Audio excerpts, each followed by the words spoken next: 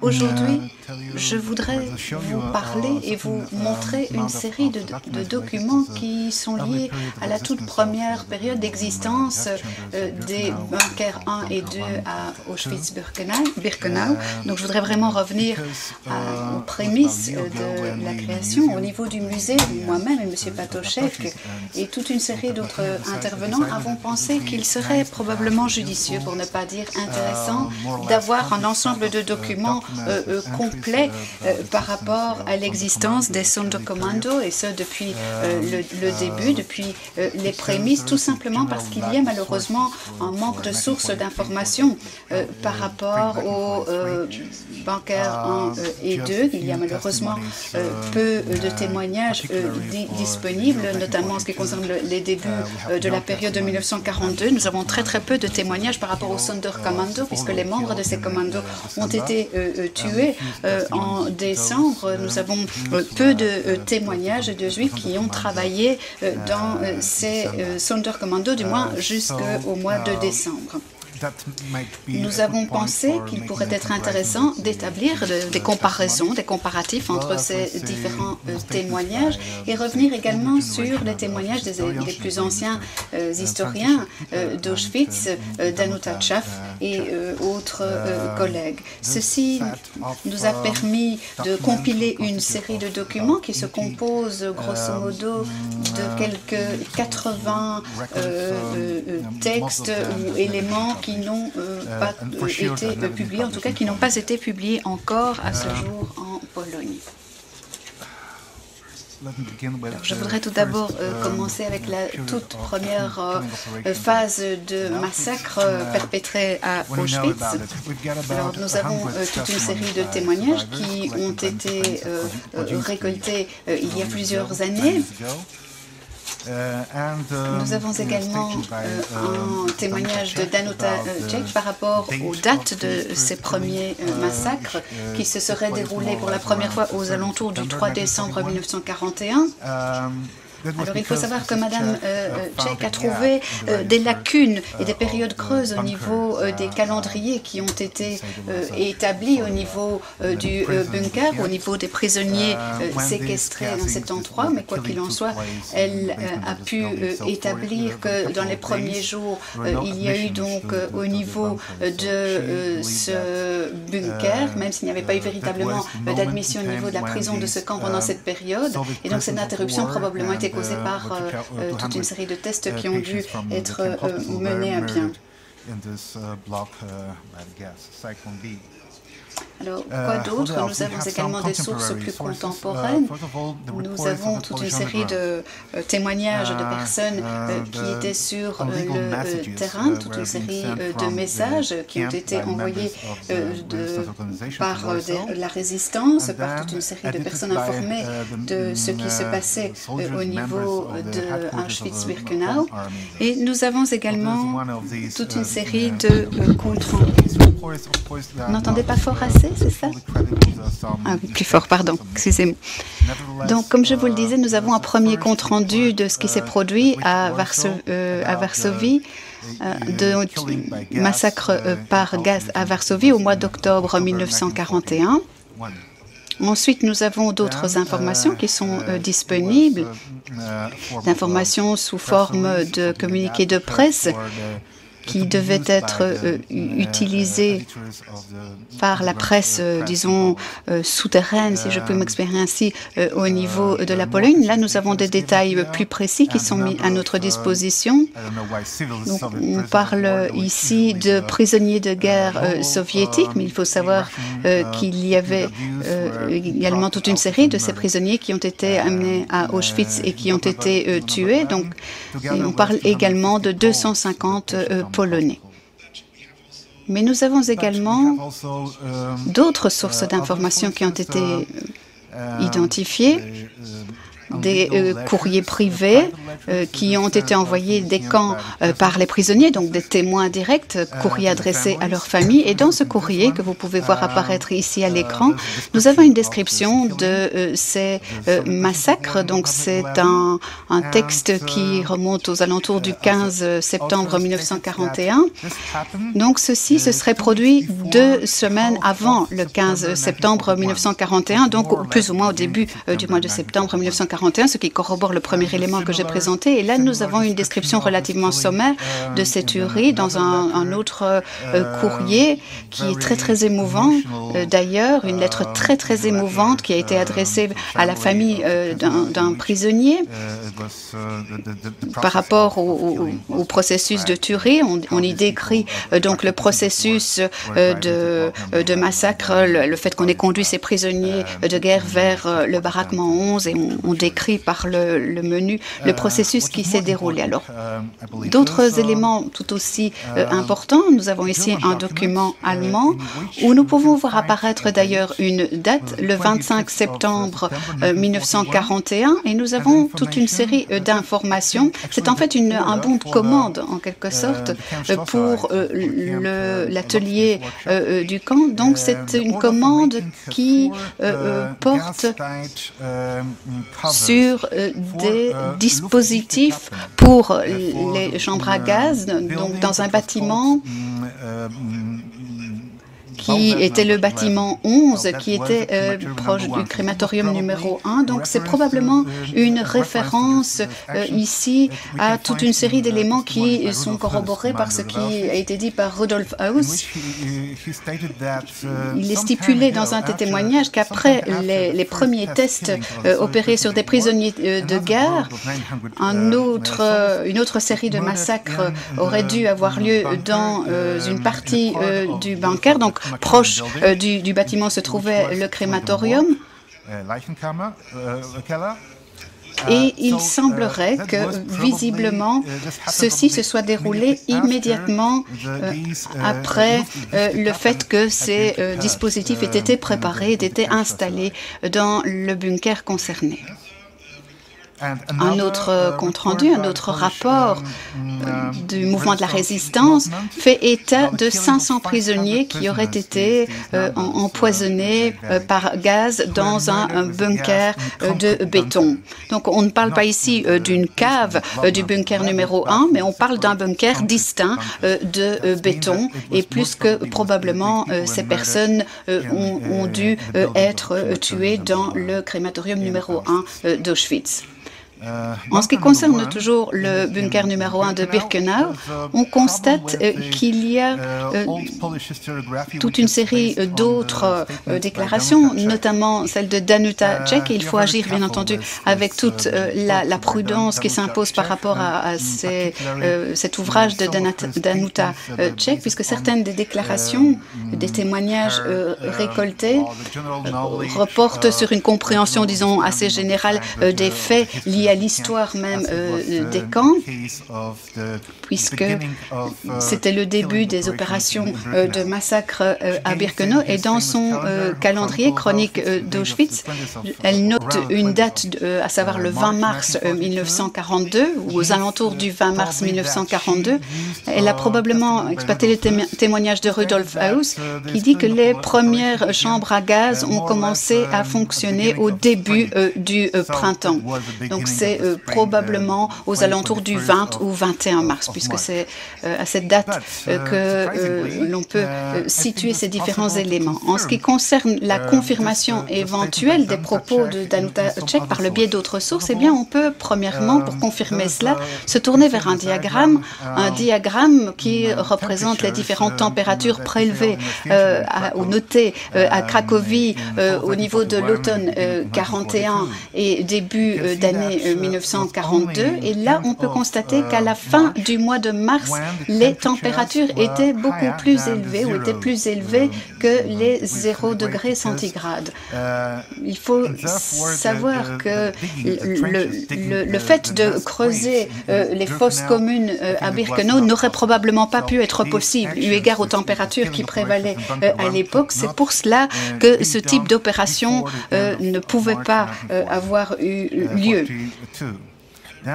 D'autre part, nous avons également décidé de nous pencher sur d'autres témoignages très importants, celui de Wisław Keller, un prisonnier polonais qui a travaillé dans un des commandos d'Auschwitz et qui a précisé qu'il y avait toute une série de prisonniers juifs qui étaient utilisés par les Allemands pour procéder au transport de juifs des chambres à gaz vers des fosses communes.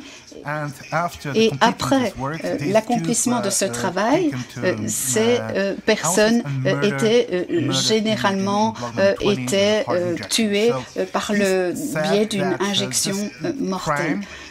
Il semblerait dès lors que ceci se soit déroulé après le transfert des prisonniers soviétiques à Birkenau, donc aux alentours de la mi-mars 1942 et avant l'arrivée des premiers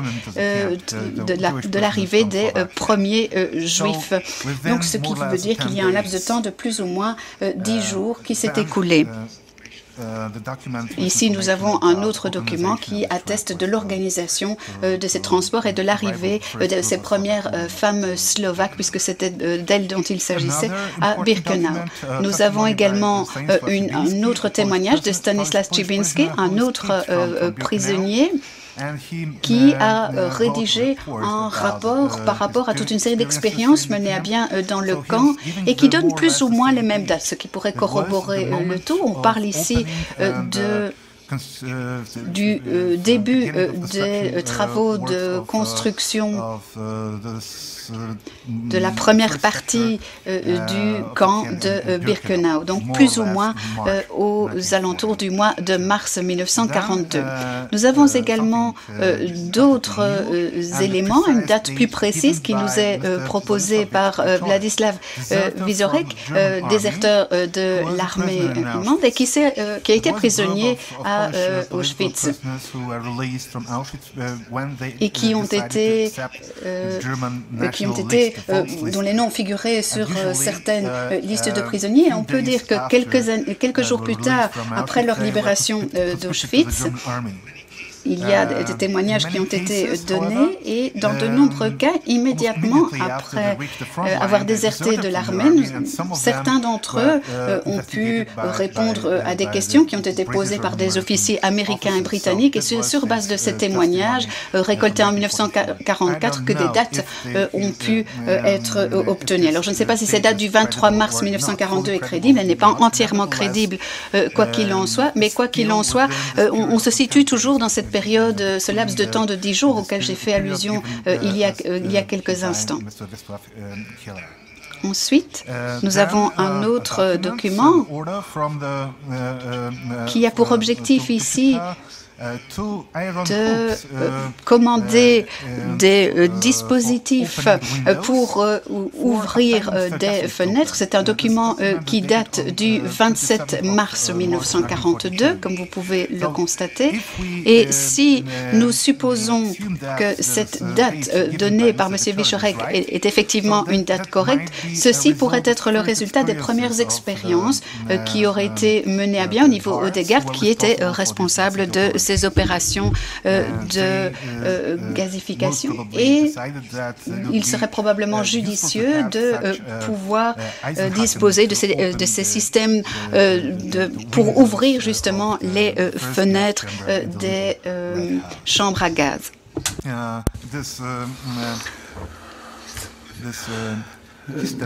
Donc, ce système était pour ouvrir donc les fenêtres. Et là, vous voyez le marteau qui servait à percer les boîtes en métal contenant le zyklon B. Et donc, vous voyez bien, toutes ces boîtes en métal ont exactement les mêmes percements. Un document où pour la première fois on voit pour la première fois mentionner le terme de Sonderkommando et donc on spécifie que 300 kg de semences sont livrés au commando Sonderkommando de Birkenau ainsi que 400 kg de chaux. Et puis, nous savons que la chambre à gaz fonctionne, qu'il y avait donc un Sonderkommando qui fonctionnait, et il y a donc une première extermination en masse d'un transport de Juifs de Slovaquie. Et donc, chaque transport comportait plus ou moins 1000 personnes, et jusqu'au 29 avril, là, pour la première fois, il y a une différence entre le nombre de personnes déportées et les personnes enregistrées. Il y a à peu près une différence de 200 personnes. Qu'est-ce qui est arrivé à ces personnes? Et donc, on peut trouver la réponse en suivant donc une liste de noms et suivie d'une date de naissance. Vous voyez que donc le plus jeune des personnes de sexe masculin, un petit garçon, avait 12 ans au moment de son enregistrement. Et si vous examinez les dates de naissance des prisonniers les plus âgés, vous voyez qu'un est né en 1859. Il avait 83 ans. Et à mon avis, donc, je ne crois pas que des personnes d'un tel âge aient été capables de travailler. Et comment ces personnes ont pu survivre à la sélection? Et c'était le problème pour l'administration. Pour la première fois, ils étaient donc confrontés à un tel problème, un transport comportant des enfants ou des vieillards. Et comme nous voyons ici sur le témoignage d'une prisonnière juive, elle dit en tchèque que les mères avec les enfants étaient donc enlevées du groupe et disparaissaient. Et c'était sans doute une des premières ou la première sélection qui a lieu d'un transport qui avait été organisé par le bureau de sécurité du Reich.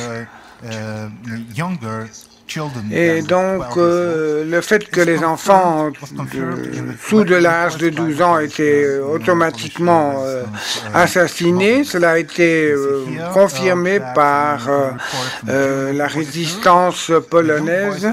Les jeunes garçons, âgés de moins de 18 ans, ont été donc confinés dans le bloc, et les enfants en dessous de 12 ans ne sont pas acceptés dans les blocs, mais éliminés immédiatement.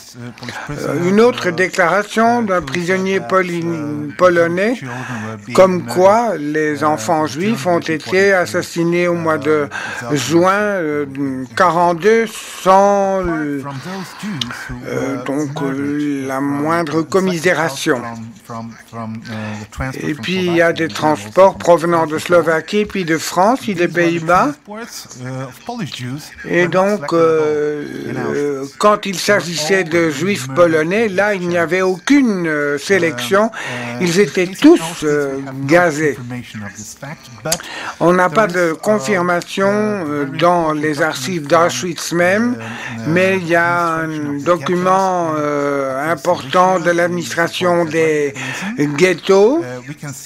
Et là, nous voyons les statistiques des juifs qui étaient dans les ghettos au mois de mai 1942, et 3 mois plus tard, au mois d'octobre 1942. il y a une différence de 20 000 personnes juives qui ont disparu. Et maintenant, nous savons que ces personnes ont été envoyées à Auschwitz, ont été considérées comme non aptes au travail et ont été immédiatement gazées dans le bunker numéro 1. En ce qui concerne le bunker numéro 2, il y a donc également un sujet où l'on spécifie que le bunker numéro 2 a ouvert au mois de juin 1942.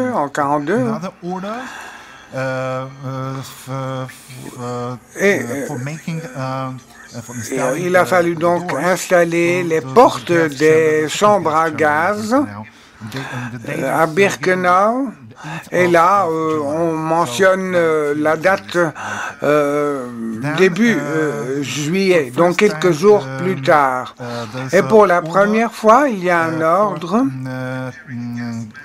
qui donc spécifie qu'il faut préparer les masques à gaz pour les chambres à gaz.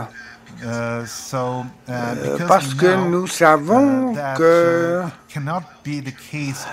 ce n'était pas destiné aux chambres de dépouillage, mais bien pour les chambres à gaz proprement dites, appelées bunkers.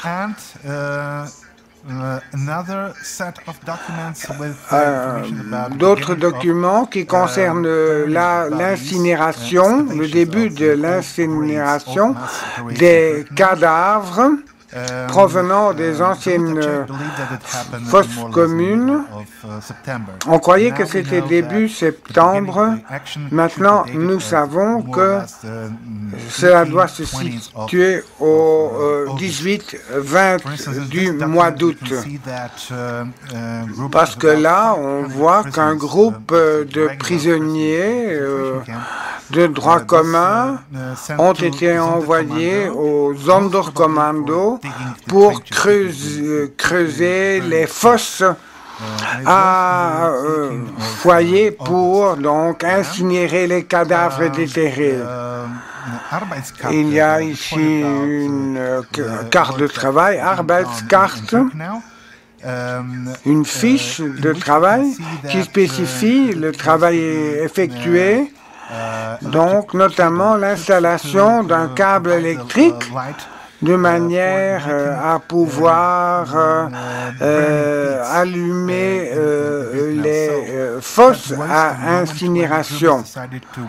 Donc c'est le moment où on avait décidé au niveau des autorités du camp de brûler pendant 24 heures sur 24 les cadavres. Et il y a aussi une demande de l'administration qui gère les effets personnels et propriétés des Juifs déportés à Auschwitz. Il demande que le Sonderkommando du Canada, donc le département qui s'occupait des effets personnels et de leur triage, avait besoin de plus de travailleurs. Donc il fallait étoffer le Sonderkommando. Et il y a aussi une mention qui est faite d'installation de bains pour des opérations spéciales.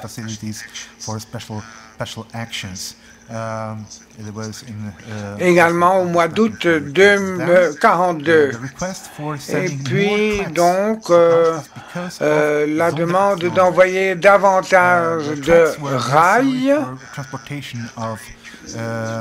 pour Auschwitz, et il fallait donc étendre la voie de chemin de fer jusqu'à la nouvelle rampe qui était plus proche du four crématoire, parce que les Juifs qui étaient envoyés à Birkenau,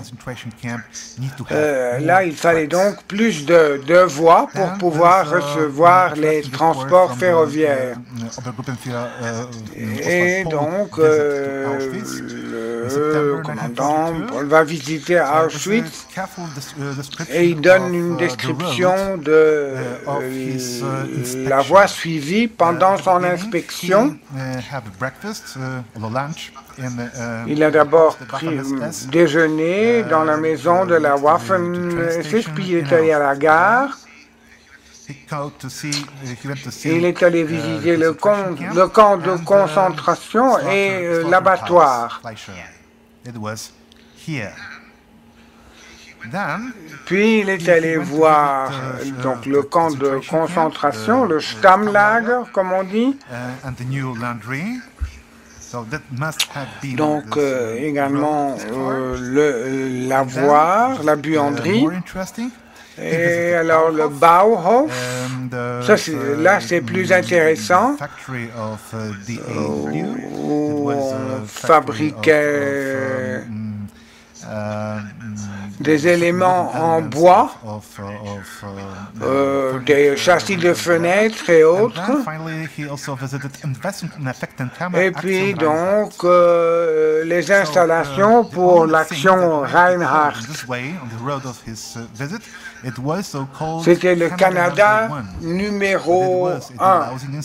Et donc une installation de dépouillage et où on entreposait donc les valises et les effets personnels des transports de Juifs qui étaient assassinés à Birkenau. Et pour finir,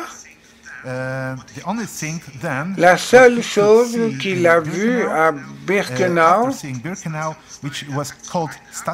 c'était donc la station finale de l'action Reinhardt, le bunker numéro 2 de l'action Reinhardt, donc la chambre à gaz numéro 2 à Birkenau, où les gens étaient gazés. Et donc ce document a été publié à différents endroits, mais c'est tout à fait intéressant pour nous. Il y a donc la zone totale des deux camps, Auschwitz et Birkenau, Auschwitz II. Il y avait la Sperrgebiet, donc la zone interdite.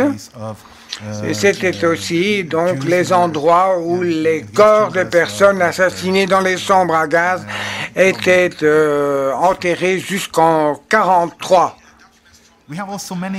Et il y a aussi des documents, non pas de la division politique ou de la Bauleitung, mais aussi de l'administration du camp, en ce qui concerne donc l'approvisionnement du camp avec certains matériaux qui étaient nécessaires à la destruction des personnes et l'incinération des corps.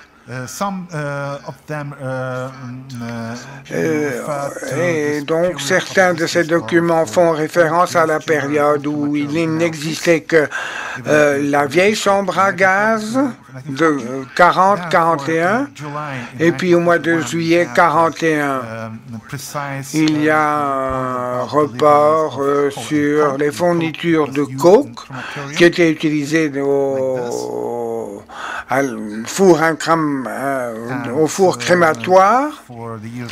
Pour l'année 42, on voit que graduellement le nombre de fournitures de coke augmente mois après mois.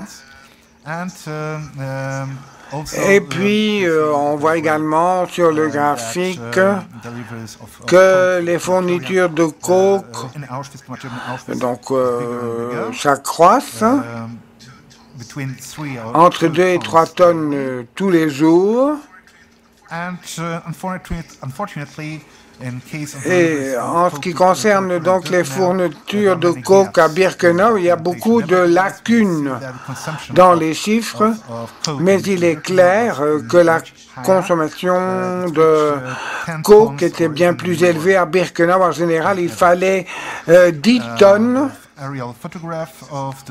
Et donc, il y a donc une photo prise en 42 des stocks de coke présentes.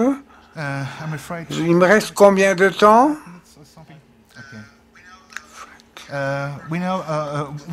Nous avons également des confirmations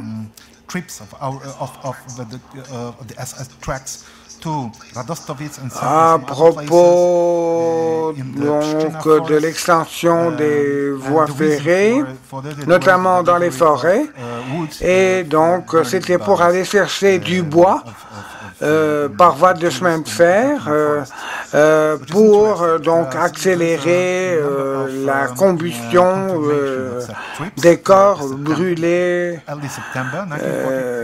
Voilà, ici donc cela remonte au mois de septembre 42, puis il y a encore une lacune où Heuss est arrivé à la conclusion qu'il n'avait pas suffisamment d'expérience avec l'incinération dans les fosses crématoires et qu'il fallait discuter avec quelqu'un de Koolhof qui avait plus d'expérience. Il a demandé donc une voiture. Il a fait donc un déplacement jusqu'à Chelmno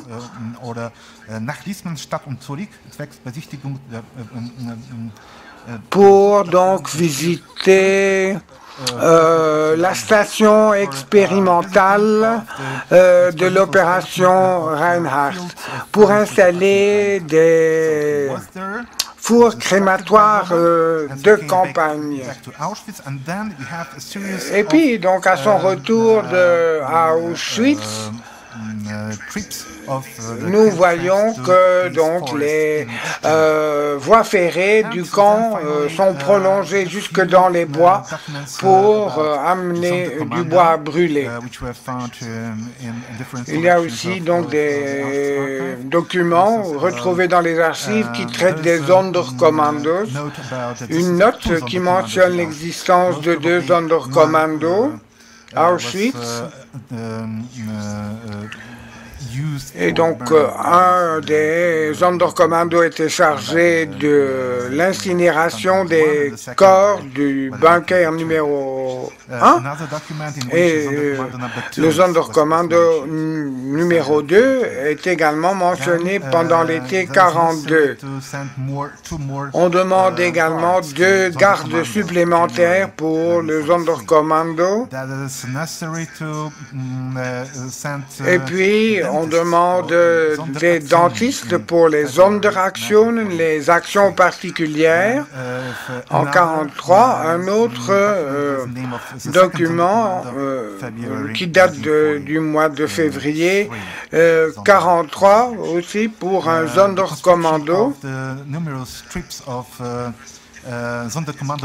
Et aussi que les membres des Sonderkommando étaient envoyés dans différents endroits du camp et ils devaient donc sans doute enlever les parties en bois des fermes polonaises environnantes. Les Polonais, les habitants polonais étaient expulsés et toutes les parties en bois de leurs fermes réutilisées à Auschwitz. Il y a aussi des informations très précises quant à la fourniture du Zyklon B. 3000 kilos de Zyklon B en 41, davantage 3,5 tonnes au mois de septembre 42. D'autres rapports qui semble être moins complet, mais qui donne malgré tout une idée, le volume global de Zyklon B envoyé en 42 et 43, Zyklon 2 utilisé pour tuer les gens dans les chambres à gaz. Merci.